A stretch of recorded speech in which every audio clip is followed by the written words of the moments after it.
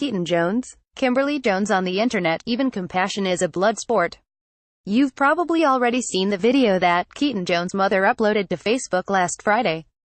In it, the Tennessee boy speaks directly to the camera she's wielding, explaining that a group of other boys had called him ugly and poured milk on him. What's the point of it?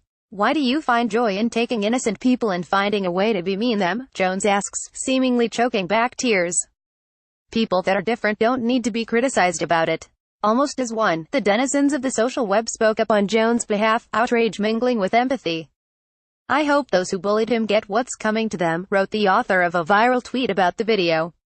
Many found other ways to dramatize their sympathy. The actor, Chris Evans, invited Jones to join him at a movie premiere, and other celebrities made similar overtures. A GoFundMe user named Joseph Lamb created a campaign to raise money for the Jones family.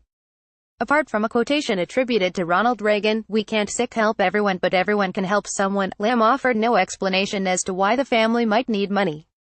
Nevertheless, the effort raised almost $57,000 in just 2 days. Fast as support for Jones came, the backlash quickly outpaced it. Some called attention to social media posts in which Jones and his family members appeared to pose with Confederate flags. While many of those posts would eventually prove fake, Jones' mother Kimberly confirmed that a few of the images were real. Meanwhile, other scammers and impersonators attempted to capitalize on the Jones' sudden fame, soliciting PayPal donations and creating alternate GoFundMe pages. As the controversy grew, Lamb paused his own campaign, writing in an update, "I'm sick in touch with GoFundMe on how to proceed at this point." In retrospect, it's tempting to be cynical about the video itself. Why? One might ask, is this sobbing child's caregiver filming his sorrow instead of comforting him? Was the family intentionally pursuing viral fame? Perhaps. Keaton Jones, for what it's worth, has claimed that the video was his own idea. Perhaps more significantly, his mother's Confederate flag photo suggests that she lacked the social media savvy to anticipate how others might respond to anything she posted. The video seems real enough, then, even if the early enthusiasm was overzealous. There is, however, something striking about Kimberly Jones' response to the controversy. By way of explanation for those troubling photos, she offered CBS News the One defense that her Confederate flag images were meant to be ironic and funny, a claim that demonstrates a flexible understanding of both irony and humor. Tellingly, she went on to propose that she had been victimized in the past. "I've said I've spent most of my life being bullied and judged because I wasn't racist," she told CBS's Mark Strassman. Here, bullied becomes a word to summon by, an abstract signifier of one's own goodness, all but detached from both the experience of individual pain and the fact of systematic oppression.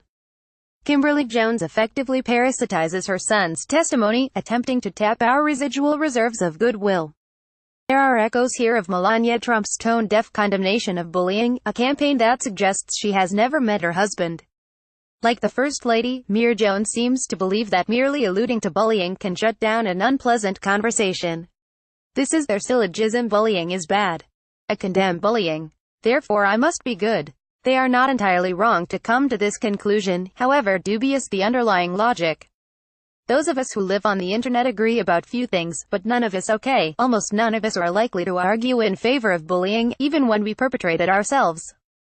There's a certain relief to this premise, promising as it does that we can, at least, all get angry about the same thing once in a while.